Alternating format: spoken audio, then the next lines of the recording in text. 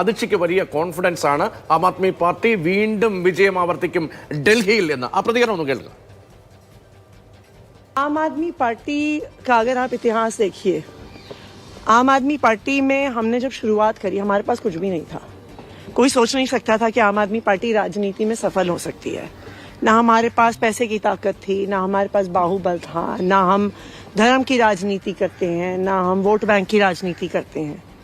लेकिन दिल्ली के लोगों का प्यार था, भगवान का आशीर्वाद था कि आज हम यहाँ तक पहुंचे हैं. और मुझे पूरा भरोसा है कि दिल्ली के लोगों का प्यार और ऊपर वाले का आशीर्वाद हम पे बना रहे. അരവിന്ദ് കെജ്രിവാൾ അറസ്റ്റിലാകുന്ന സമയത്ത് ആം ആദ്മി പാർട്ടി തകർന്നു പോകുമെന്ന ബി.ജെ.പി പ്രതീക്ഷകൾക്ക് മുൻപിലേക്ക് ആം ആദ്മി പാർട്ടിയെ നയിച്ചുകൊണ്ടെത്തിയ നേതാവാണ് അതിഷി. അരവിന്ദ് കെജ്രിവാളിന്റെ സീറ്റിന് തൊട്ടടുത്ത് പണ്ട് ഭരതൻ എന്നതുപോലെ ഒരു സീറ്റിട്ടപ്പുറത്ത് ഇരുന്നു കൊണ്ടാണ് അതിഷി ഡൽഹിയെ നയിച്ചത്, ബി.ജെ.പിക്ക് മറുപടി പറഞ്ഞത്. ഇപ്പോൾ അരവിന്ദ് കെജ്രിവാളിലേക്ക് മാത്രമായിരിക്കും ഡൽഹി ജനങ്ങളുടെ വീണ്ടും വിധിയെഴുത്തും മനസ്സുവെത്തുക എന്നുള്ള ആത്മവിശ്വാസം അതിഷി പ്രകടിപ്പിക്കുന്നു. ഒരു കാര്യം കൂടി, മൂന്നാമത്തെ വനിതയാണ് മുഖ്യമന്ത്രി പദത്തിൽ ഡൽഹിയിൽ എത്തുന്നത്. സുഷമാ സ്വരാജ്, 15 വർഷം ഷീലാ ദീക്ഷിത്, അതിനുശേഷം അതിഷി. അത് മറ്റൊരു സംസ്ഥാനത്തിന് ഒരു പക്ഷേ അങ്ങനെ ഒരു ചരിത്രമുണ്ടോ? കണക്കുകൾ പെട്ടെന്ന് ഓർമ്മ വരുന്നില്ല. ഡൽഹിയിൽ 3 വനിതാ മുഖ്യമന്ത്രിമാരുണ്ടായിട്ടുണ്ട്. ചെറിയ കാര്യമില്ല അവിടുത്തെ രാഷ്ട്രീയ കാലാവസ്ഥയിൽ നാടകത്തിൽ.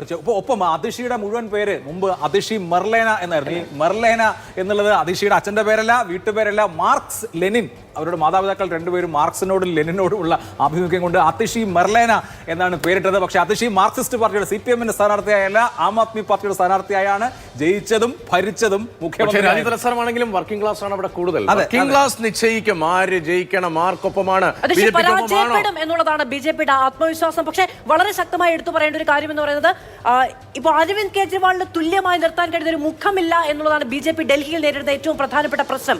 അരവിന്ദ് കെജ്രിവാളിന്റെ മുഖം നഷ്ടപ്പെടുത്തുക എന്ന ശ്രമമാണ് ബി.ജെ.പി നടത്തിയത് എന്ന് ആം ആദ്മി പാർട്ടി ആരോപിക്കുമ്പോൾ അതിന് പകരം ഒരു മുഖം ഉണ്ടാവുകയാണ്. ബി.ജെ.പി എങ്ങനെ ആക്രമിച്ചാലും അതിന് മറുപടി പറയാൻ കഴിയുന്ന ശക്തിയായ ഒരു നേതാവിനെ അതിർഷിയിലൂടെ ഡൽഹിക്ക് ചുരുങ്ങിയ കാലയളവിൽ കാണാൻ കഴിയുന്നത് പ്രധാനമാണ്.